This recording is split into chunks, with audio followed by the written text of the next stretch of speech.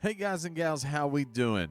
I know I've been covering a few Linux distributions here lately, and I thought, you know what? I haven't covered the Linux distribution that I actually use.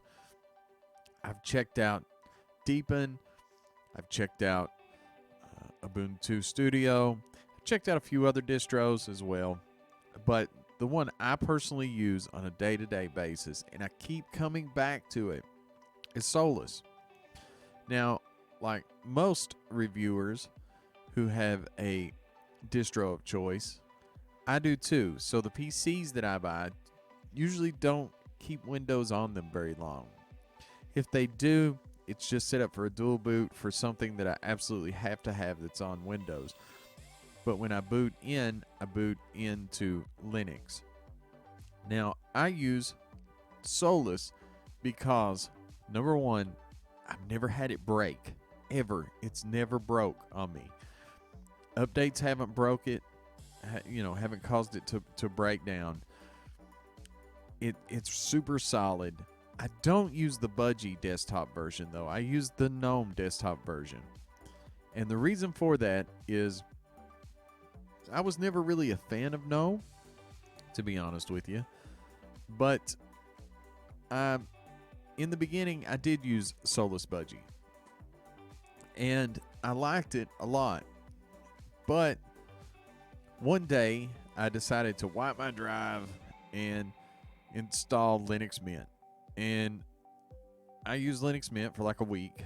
And I decided, I want to go back to Solus. Ubuntu-based distros just aren't my thing. So, what I did was I went to the website. I wasn't really paying attention. I was doing something else on the iPad or something. And I hit the GNOME download, not really paying attention. And I downloaded the ISO for GNOME. And I put it on the USB stick, installed it. Well, first I put it on the USB stick and booted it. And I'm like, oh man, I downloaded the wrong one. And I was like, who cares? It's about, they're both based on GNOME, so it's basically the same thing, right? Well, I found that I liked GNOME once I set GNOME up the way I wanted it. But I wanted to kind of go through and show you why I like using Solus personally, okay? Solus is a great distro, and it's super stable. I like to say, when people ask me why do I run Solus, and why not run something like Arch or Ubuntu or Fedora or, OpenSUSE or whatever, the reason is this. It's been super stable for me for like 3 years now, okay?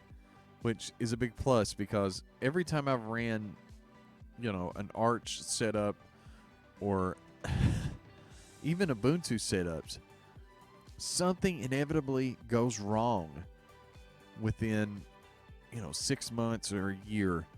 An update breaks something, or Ubuntu does their 6-month release and then it's a big issue and it breaks. And Solus gives me very, very new packages, but I also get super stability. And I can't emphasize that enough. The stability inside of Solus is wonderful. Now, the package manager is EOPKG, so I'm going to show you the package manager. Instead of the way you would normally install applications, like, say, on Ubuntu, with sudo apt install, on Solus, you can do it two ways. You can do sudo EOPKG install, and then whatever you want to install. But the quickest way is to go sudo eopkg it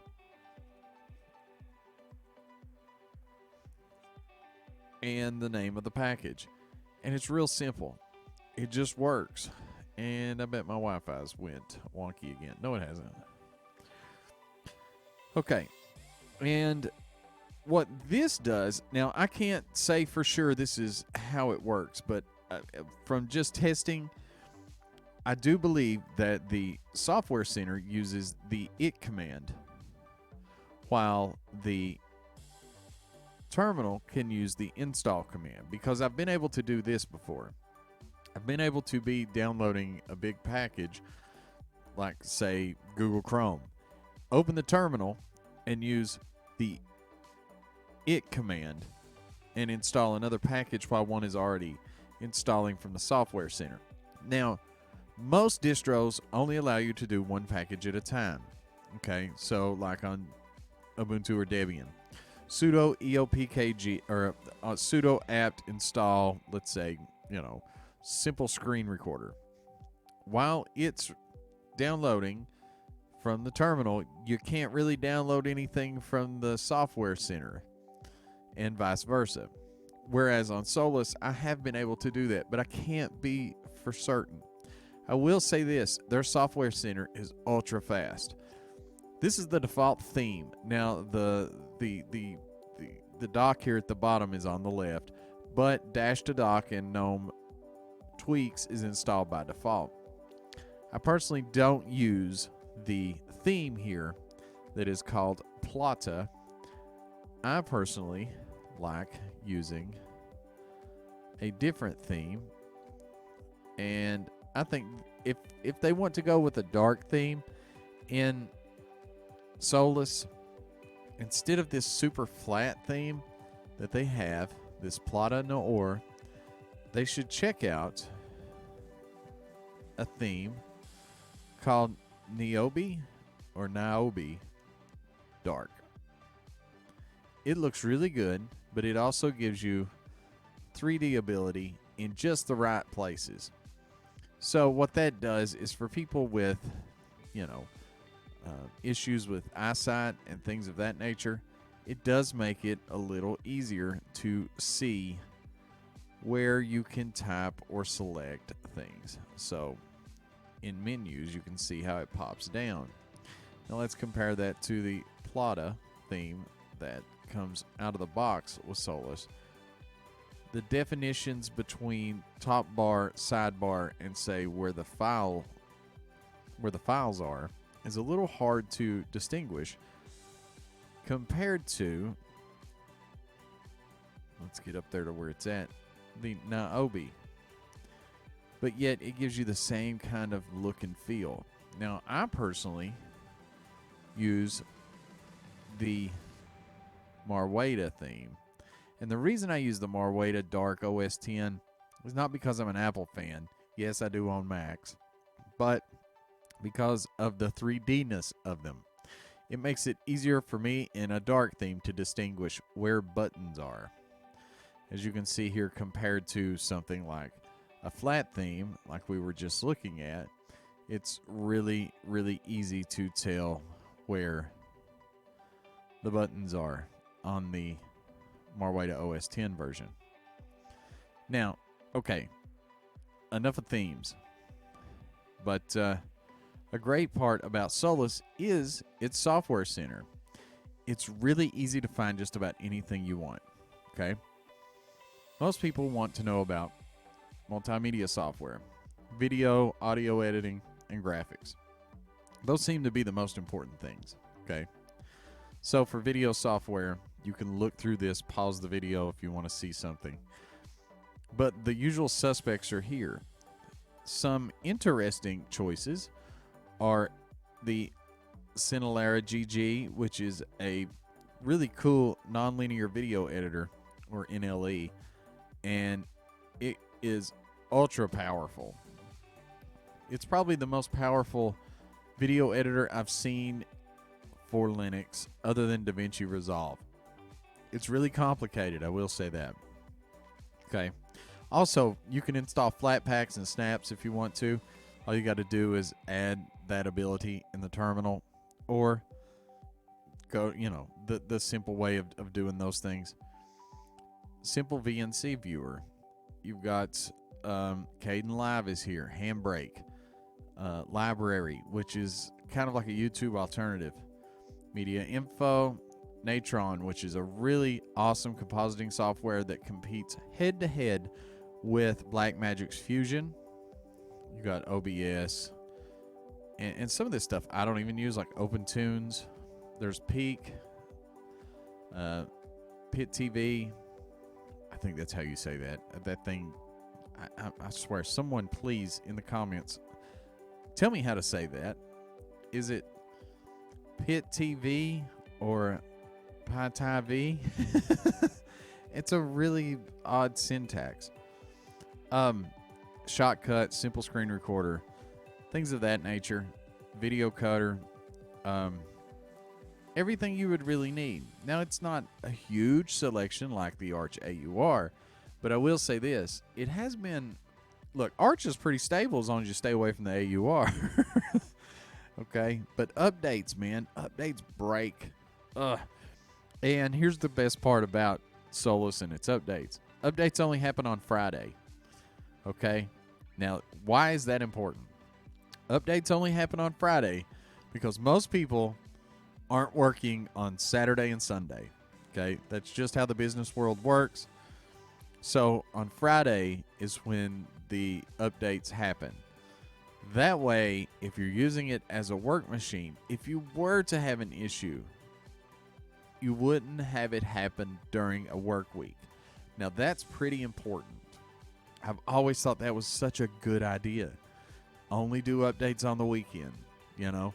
That gives you 2 days to figure out if something breaks on your system. You got 2 days, while usually you're not doing any business work, to figure out what the problem was or how to fix that issue. And that's a great thing that the developers do for Solus. Now, here's the audio software. All of the Solus is a really good distro if you want to do audio on Linux. All of the normal packages that you would want are here, and then the newest versions of these packages. Okay, you've got everything from plugins to synthesizers, Ardor, Audacity, CAF plugins. Carla's here if you're into audio routing. QJack Control is the newest version. You've got DSP, which is a really cool interactive audio manipulator. You've got things like, Fluid Synth. There are numerous plugins. The guitar amp, I can't think of the name of that thing, is here. Lollipop, which is a great just iTunes sort of replacement. The LSP plugins are here. The MDA plugins, which have been around since even the early days of audio plugins, even on Windows and Mac OS. They've become kind of like the go-to free standard in plugins. You've got, Muse scores here, noise, all kinds of awesome things in the Solus repos for audio. You've got the normal suspects of Pulse Audio and different kinds of bridges for Pulse Audio. You've got, just a plethora of options here. The Strawberry Music Player. You've got, the Sine Add Sub Effects synth. And I can't say enough good things about it. Now, graphics is not my strong point, but basically, I think of Solus's repository or its software center as like a greatest hits record. This is like the greatest hits of Linux. Sure, you don't get every single thing you might find on some obscure website. One package I would love to see in the audio side or in the audio software part of the Solus Software Center is I'd like to see the non-products, such as non-mixer, non-session manager. It used to be called non-DAW or non-DAW, and it's a great package. You can get it on Arch. You can get it on KDE Neon through the PKCon. Is it PKCon? Yeah, PKCON package installer. But it's a real powerful tool, and I'd love to see that come to Solus, because they've almost got everything else you would really want. As you can see here, we've got things like Darktable, Digicam, Flame Shot. You've got GIMPs here for sure. Plugins and extras for GIMP. You've got your regular photos viewer. You've got the G-Thumb image viewer, Inkscape. You know, it's a greatest hits collection. Luminance HDR, M Comics, My Paint, you know, Nomax, Panta. It says it's an edit images and paint digitally. That sounds pretty cool. Most of them have a picture or a really nice description. You also get the change logs of what package is here and when it was changed over to the newer package. Like, oh well, there it was. This, you know, you get a picture of it, and it's really handy. You got Raw Therapy, Raw Studio, Shotwell, and you know, it's a greatest hits collection. I mean, that's what the Solus Software Center really is. It's a greatest hits collection of Linux software. You've got a really cool third-party repo too here, which has Android Studio, Bitwig Studio, InPass, Flash players for Vivaldi style and Firefox style web browsers. You have GitKraken, you have Google Chrome, Chrome Beta, and Chrome Dev, Google Earth, the Google Talk plugin, Idea, InSync, the Mendeley Desktop. I'm not sure what that is. It's an academic social network, it says. MoneyDance, Ocean Audio, which is a great little audio editor. If you're kind of bored with Audacity, or you're looking for something else that's sort of like Audacity but gives you kind of a newer, more updated kind of interface, Ocean Audio is a really good alternative. Plex Media Server, Sitecharm Community Edition, Rider, RubyMine, Skype, Slack, Spotify, Sublime Text, TeamViewer, Viber, and WebStorm. All of these can be installed with just a click. And I mean, I can't say enough good things about it, you know. In the internet software, you think, well, you know, the one problem I had with Ubuntu was I like to use Opera. And when you use Opera or Vivaldi on Linux, you can't watch YouTube videos because you have to have the FFmpeg Chromium version, and you have to install it separately because it can't come with the package for some reason. Now, sure, you can do it with the snaps now on Ubuntu, but you know, before it couldn't really be done easily. But when you install, say, Opera from the Solus Software Center, it installs the FFmpeg encoder decoder that it needs right out of the box. So you don't have to worry about any of those things. It's just great. You really, if you're someone who's new to Linux and you want a distro that you don't want to have to open the terminal, basically, try Solus, because you can install anything that you want or uninstall it just from the Software Center.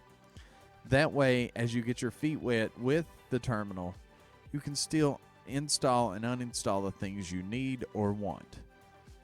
And this makes this distro really good for learning Linux as well. Some distros you have to use, you know, the terminal, or some really bad graphical package managers, kind of like Debian is that way. You have the Synaptic package manager, I think it's called. Yeah, Synaptic. And it's terrible. It's like, what is especially if you come from a world of like I did. Yeah, I used Linux back in the day when there was like Slackware and Mandriva, and before Ubuntu, and it was okay. Most of the time you broke your machine pretty quick. Nothing worked. But it was like looking at the future, you know. Granted, it was a broken version of the future, but you got to look at the future back in those days. And then I just kind of, okay.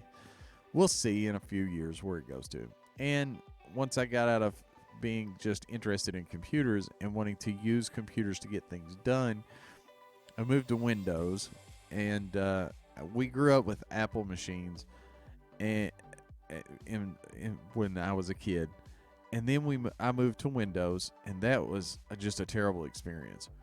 You know, Windows 98, 2000, you know, and on up. I got to XP, and I'm like, I'm done. I'm going back to Apple machines. And that was about the time of OS 10, around 2001 or 2. And I really liked Unix on the Apple machines. And then I learned a lot from, you know, being in the terminal on the Mac and doing some of those type workflows. And about, I guess 4 or 5 years ago, I was like, you know, I'm going to check out Linux again.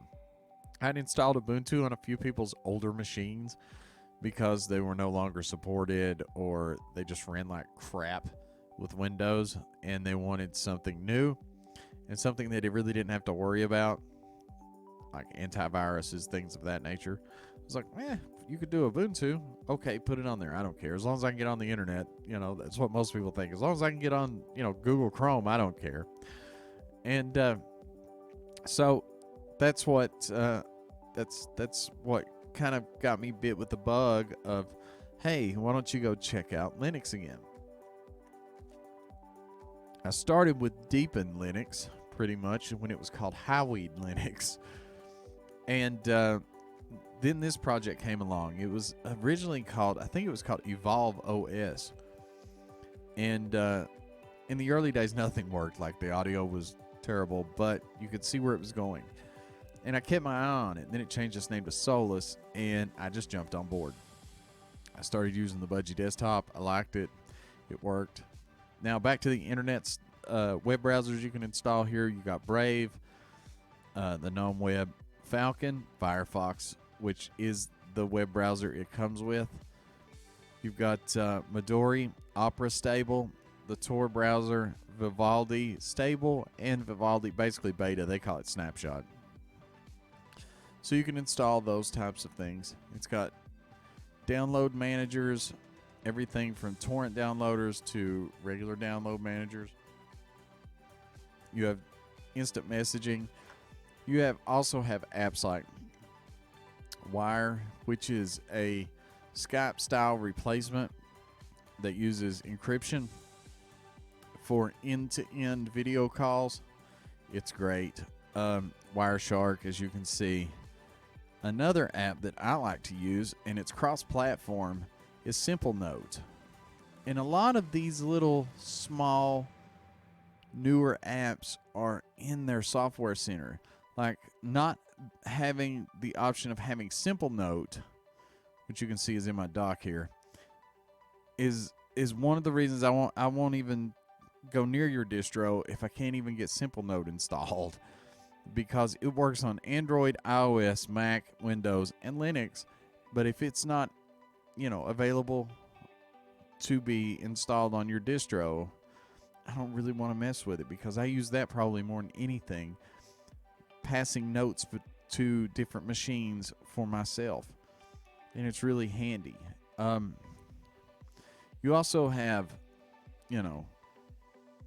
1,000 different options here. There's some gaming stuff in here, security software, office software.